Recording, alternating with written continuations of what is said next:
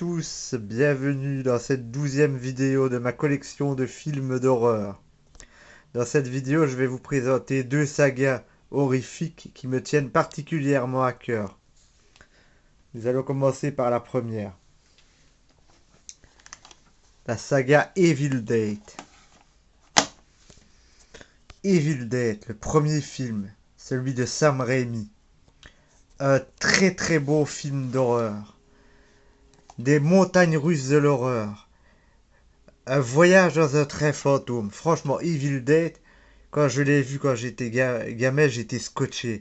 Et même à l'heure actuelle, je le trouve toujours aussi angoissant, effrayant, hystérique.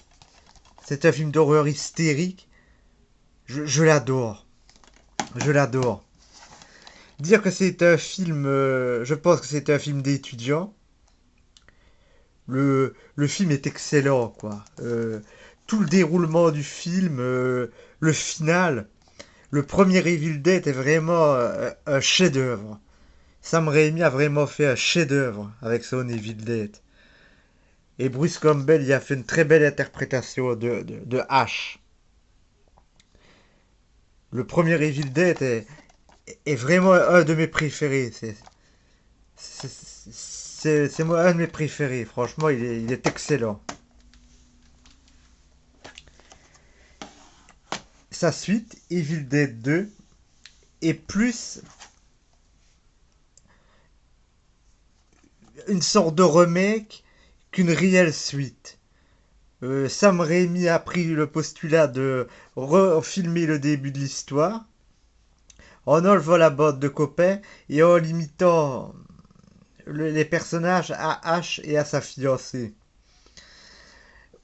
On voit ce qui se passe après avec la possession de Ash et ensuite on verra d'autres personnages qui viennent et plus d'explications sur le Necronomicon. Evil Dead 2 est extraordinaire aussi. C'est un très beau film d'horreur. Il y a des moments d'humour, mais de l'humour qui tend plus vers la folie.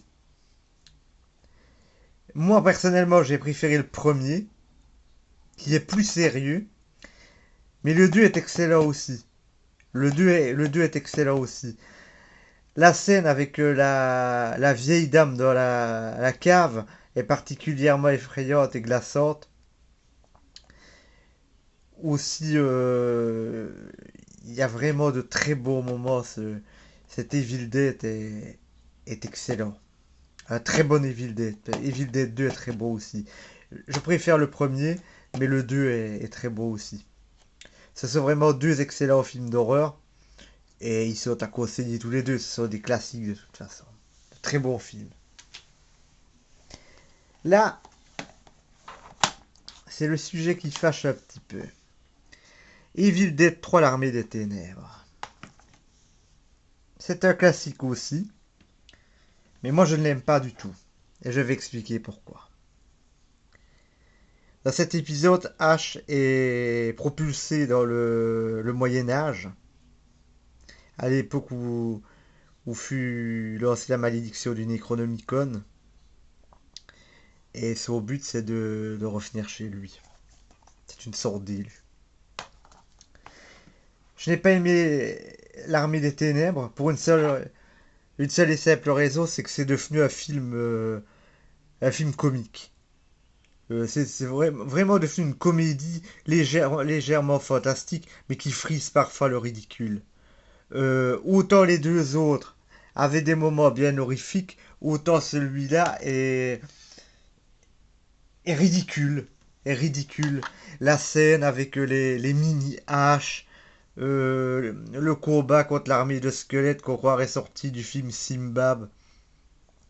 Je n'aime pas ce film. Franchement, je l'ai pris parce qu'il fait partie de la collection, mais je ne l'aime pas.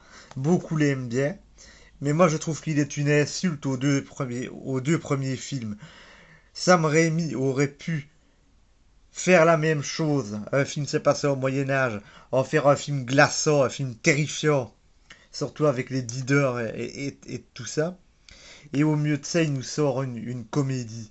Je sais que certaines séries de films, comme les Chucky, ont utilisé les codes de la comédie pour certains épisodes, mais c'était fait beaucoup plus intelligemment et beaucoup plus adroitement que là.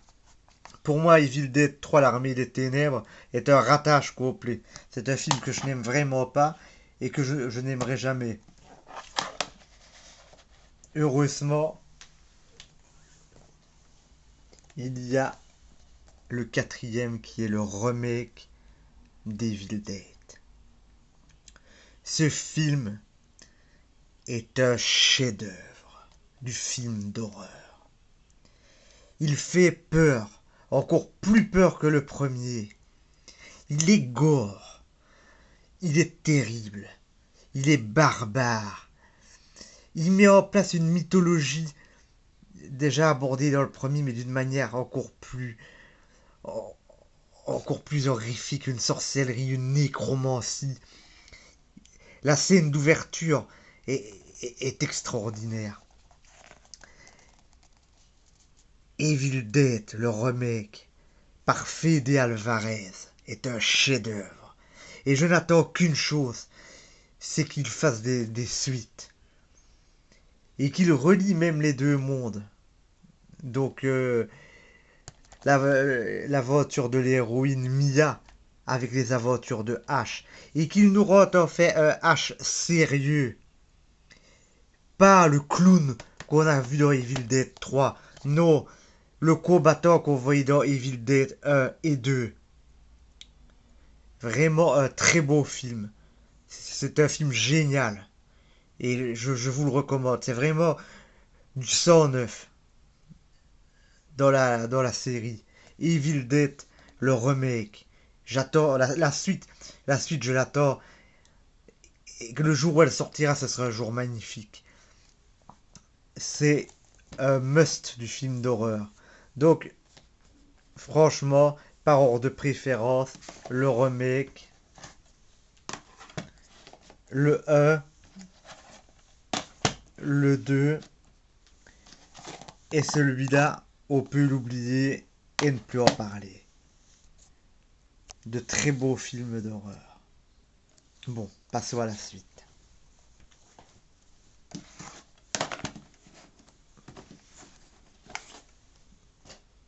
Certains trouveront peut-être mes propos durs vis-à-vis d'Evil Dead 3, mais c'est vraiment le sentiment que j'ai ressenti et que je ressens chaque fois que je le regarde.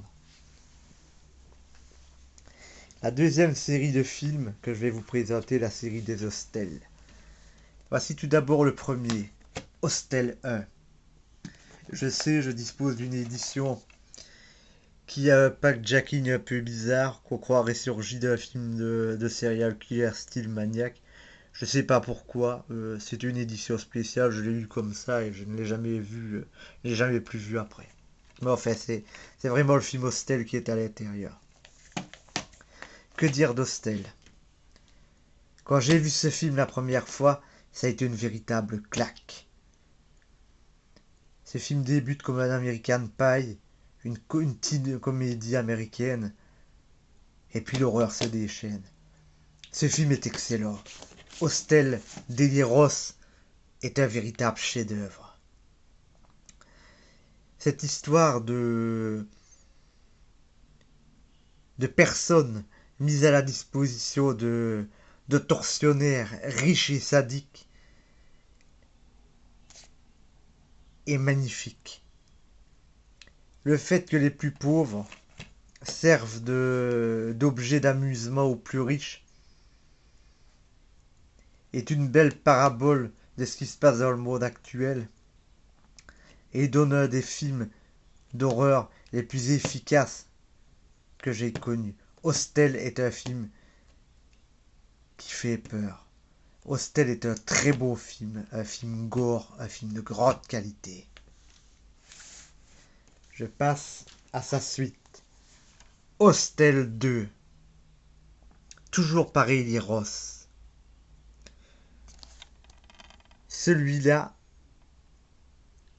est la suite directe du premier. Toujours aussi excellent, voire meilleur que son modèle. Car cet hostel part du point de vue et des victimes et des tortionnaires. Donc on voit comment l'organisation fonctionne d'un côté et de l'autre. Très beau, toujours des mises à mort sadiques, gore, imaginatives. On peut même y voir une apparition de Ruggero Deodato qui joue le rôle d'un milliardaire cannibale. C'est extraordinaire. Hostel 2 est vraiment un très très très beau film.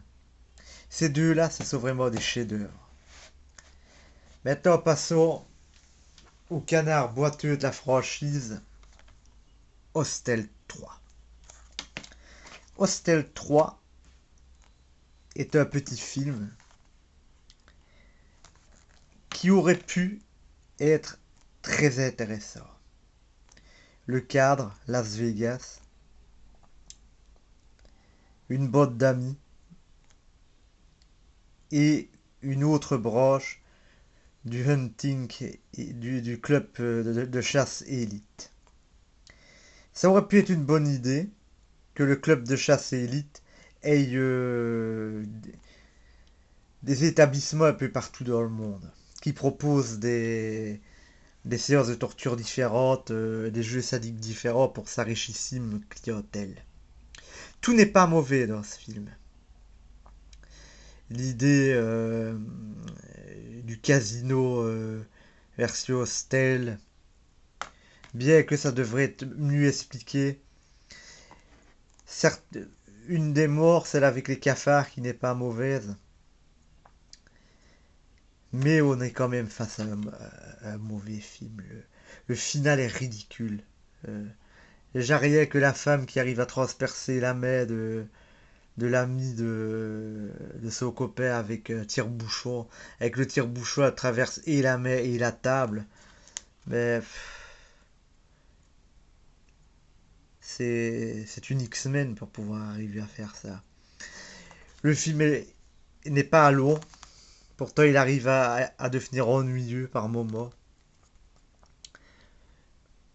Franchement, il- avec plus de moyens et un meilleur scénariste, ça aurait pu donner quelque chose de bien parce qu'il a des bonnes scènes. Malgré tout, je vous conseille de le voir, il a des bonnes scènes. Moi, je ne le jetterai pas à la poubelle, il a quand même des bonnes scènes. Mais il est clairement le plus faible et le plus dispensable. Voyez plutôt les deux premiers et voyez celui-là comme voyez-le comme un petit bonus, quoi. À la limite, on aurait pu le donner gratuit dans les bonus des deux autres, parce que question qualité, ça vole pas très haut. Mais il y a des bonnes idées qui auraient pu être travaillées différemment. À voir, à voir. Je vous remercie de votre attention et vous invite très bientôt pour ma prochaine vidéo traitant de ma collection de films d'horreur.